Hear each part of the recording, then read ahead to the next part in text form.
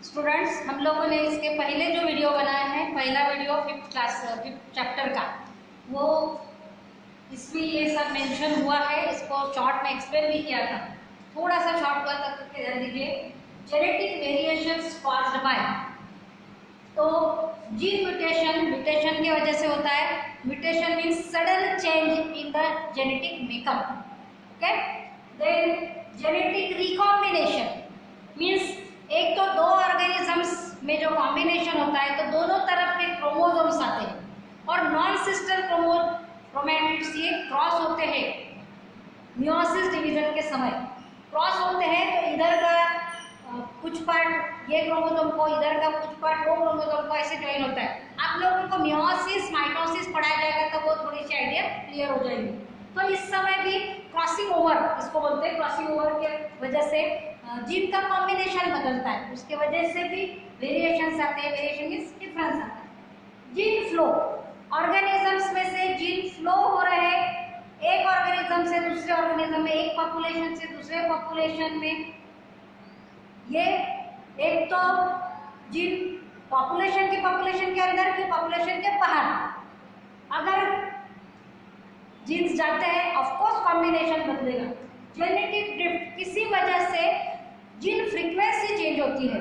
Gene frequency change होती है, उसकी वजह से कभी कभी रिप्रोडक्टिव ऑर्गेनिज्म तैयार नहीं होते। मतलब नए ऑर्गेनिज्म जो जनरेशन तैयार होगा वो फर्टाइल नहीं होता। अगर फर्टाइल नहीं है या उनका रिप्रोडक्टिव एबिलिटी कम है तो उनके बच्चे कम होंगे, बराबर है। और अगली पीढ़ी कम होगी तो उनके सर्वाइवल चांसेस कम होंगे, जिंदा रहने के चांसेस कम होते, तो कुछ इलिमिनेट हो जाते, बराबर, पूरे तरह से नष्ट हो जाते। जो पॉपुलेशन छोटा होता है उसमें ये चांसेस होने के बहुत चांसेस है। तो जेनेटिक ड्रिफ्ट मतलब वो घट जाना, धीरे होना, या फिर उनकी संख्या हमेशा के लिए पूरी खत्म हो जाना। क्रोमोसोमल एब्रेशंस मतलब क्रोमोसोम्स में कुछ ऐसे चेंजेस होना। क्रोमोसोम्स, यह अगर क्रोमोसोम है इसके ऊपर जीन्स है, मैंने ये लाइन खींची है, ये समझो जीन्स है, ये आप लोग इसको सिंबॉलिक बता रहे हैं। तो इन जीन्स में कुछ भी चेंज हुआ, बढ़ गया, उल्टा हो गया, उसकी सीक्वेंस चेंज हो गई, इस तरह से अलग अलग कारण को बोलते हैं क्रोमोसोमल एब्रेशंस। तो ये एब्रेशंस कौन से तरह के होते हैं? डिलीशन, डिलीट का मतलब आपको समझता है, यस। तो कुछ जीन डिलीट हो गए। डुप्लीकेशन, एखादा जीन डबल हो गया, उसका जब क्रोमोसोम्स में तैयार होते हैं, जिसको हम लोग प्रोसेस बोलते हैं क्रोमोसोम तैयार होने की, उस समय कुछ जीन्स तैयार होते वक्त डबल हो गए। जैसे आप लोग लिखते वक्त कभी कभी एक आध वर्ड डबल लिख लेते हो तो मीनिंग बदल जाता है, उसका कोई मतलब नहीं रहता डबल। ऐसे में भी change, duplication of some of the genes. Inversion means उल्टे हो जाते, मतलब ऊपर का नीचे का ऊपर आ गया, उसकी सीक्वेंस चेंज हो गई। और ट्रांसलोकेशन मतलब एक आध पार्ट, जैसे यहाँ से इतना पार्ट कट होके पीछे चले गए, बराबर है, या फिर इतना पार्ट कट होके दूसरे क्रोमोसोम को चिपक गया, ये भी हो सकता है। मतलब जगह बदल देना। ट्रांसलोकस मतलब प्लेस, साइड, और ट्रांस मतलब ट्रांसफर होना। तो जगह बदल जाने की वजह से भी होता है। यहाँ के यहाँ उल्टा हो गया, जगह नहीं बदली, खाली ऊपर का नीचे का ऊपर, लेकिन यहाँ से कट के पीछे आ गया, यहाँ से कट के दूसरे क्रोमोसोम को चले गए, ये हो गया ट्रांसलोकेशन। इस वजह से भी जेनेटिक वेरिएशंस आते हैं जिसका कॉम्बिनेशन बदलता है और इसका परिणाम इवोल्यूशन में होता है। हम लोग आगे जाएंगे। हमारा अगला कंसेप्ट है नेचुरल सिलेक्शन।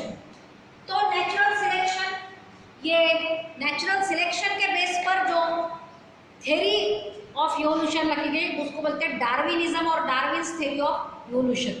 इसको natural selection theory of evolution भी बोलते हैं। डार्विन नाम के साइंटिस्ट ने ये एक्सप्लेन किया है। इसमें मेन फैक्टर पकड़ा है इवोल्यूशन का, वो है main driving force, that is natural selection. Natural selection के वजह से इवोल्यूशन होता है, ये उसने मेन रीजन रखा है। वो आपको थोड़ा सा रीड करना है क्योंकि वो पीछे सिलेबस में पेपर में नहीं आएगा। फिर survival of the fittest due to any change in that organism, जो सबसे फिट होगा उसको अगली जनरेशन के लिए क्या होता है, वो कैरेक्टर ट्रांसफर होते जाता है। और ऐसे अच्छे मीन्स गुड चेंजेस के साथ, गुड वेरिएशंस के साथ जो ऑर्गेनिज्म है which is the fit for the survival, जिंदा रहने के लिए विद द चेंजिंग एनवायरनमेंट, जो फिट होता है वो बचता है। बराबर, मतलब survival of the fittest means fittest को ही नेचर क्या करता है, सिलेक्ट करता है अगले जनरेशन में जिंदा रहने के लिए। बाकी धीरे धीरे उनके प्रोडक्शन नहीं होता तो खत्म हो जाते।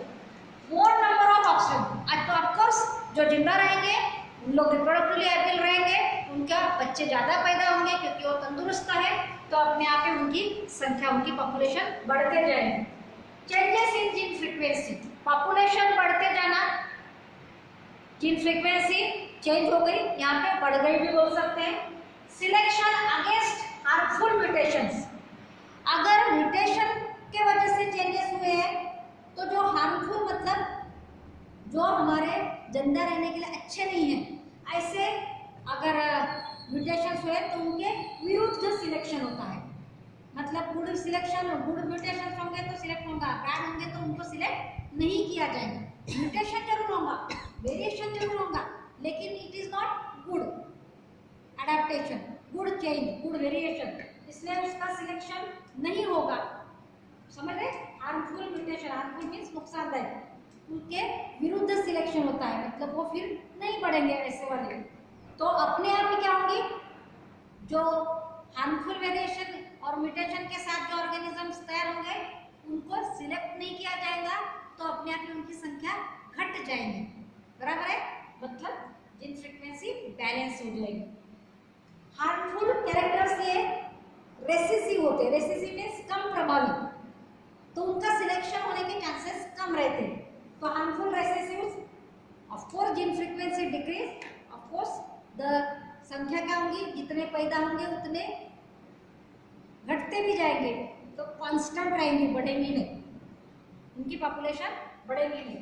एक एग्जांपल दिया है, जैसे देखो इंडस्ट्रियलाइजेशन मीन्स कारखाने तैयार होने के पहले क्या होता था, पेड़ है, पेड़ के ऊपर जो उसका छिलका होता है पेड़ का वो सफेद दिखता था, मतलब या फिर थोड़ा सा क्रीमिश दिखता था, लाइट कलर का दिखता था।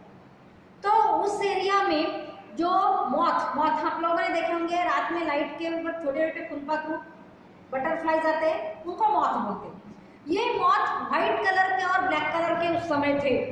तो क्या होता था, पेड़ के छिलके पर, पेड़ के ट्रंक पर, ट्रंक मीन्स उसका पेड़ का मेन पार्ट जो रहता है उसके ऊपर जब ये मॉथ बैठते थे तो लाइट कलर के स्टेम पे लाइट कलर का मॉथ दिखता नहीं था। रात में उन लोग जब रेस्ट करते थे तो जो रात में घूमने वाले पंछी वगैरह है वो उनको ढूंढ नहीं पाते थे, क्योंकि लाइट कलर पर लाइट कुछ भी चीज रहे वो पट से पॉइंट आउट नहीं होती, दिखती नहीं। तो क्या होता था कि इन लोग बच जाते थे, उनके जो प्रेडेटरी बर्ड्स है, प्रेडेटरी मीन्स उनको भक्षण करने वाले, उनको खाने वाले जो पंछी है उनको वो दिखते नहीं थे, इसलिए वो व्हाइट वाले बच जाते थे। दूसरे ब्लैक मॉथ अगर ये लाइट कलर पे बैठे रहते तो वो फट से दिखते थे, आपको मालूम ही है कॉन्ट्रास्ट कलर फट से दिखता है। तो ये ब्लैक मॉथ फट से दिखते थे तो वो सब पंछी खा लेते थे। इस तरह से क्या हुआ, उनका ब्लैक मॉथ का पॉपुलेशन बहुत घट गया, उनके इसमें जो बच गए वो बच गए। फिर क्या हुआ कि ब्रिटिश एरिया का वो एग्जाम्पल दिया है, तो बाद में फिर बहुत सारे कारखाने बन गए। अब आपको मालूम है कारखानों से धुआं निकलता है, अपने इधर पिछली बार कंप्लेंट आई थी, बराबर है, अपने MIDC एरिया में देखो आप लोग, दिन में रात में एक तरह का धुआं निकलता है। तो धुआं अलग अलग तरह का निकलता है, जो ब्लैक रहता है उसको स्मोक बोलते हैं, बराबर है। तो ये जो ब्लैक स्मोक थी वो ब्लैक स्मोक में क्या होता था, पेड़ों के ऊपर बैठते थे, तो ये ब्लैक स्मोक के ऊपर फिर वो पेड़ भी काले काले दिखने लग गए। तो अभी काले पेड़ के ऊपर काला मॉथ दिखता नहीं था तो वो बचने लग गए, उनको पंछी खाते नहीं थे, और व्हाइट मॉथ फट से दिखता था तो व्हाइट मॉथ को खाना शुरू कर दिया। देखो इंडस्ट्रियलाइजेशन में क्या हुआ, एनवायरनमेंट में ब्लैकिश शेड आ गई तो ब्लैक वाले बच गए, व्हाइट वाले मरने लग गए, उनकी पॉपुलेशन घट गई। ये एग्जांपल दिया है नेचुरल सिलेक्शन। Thank you.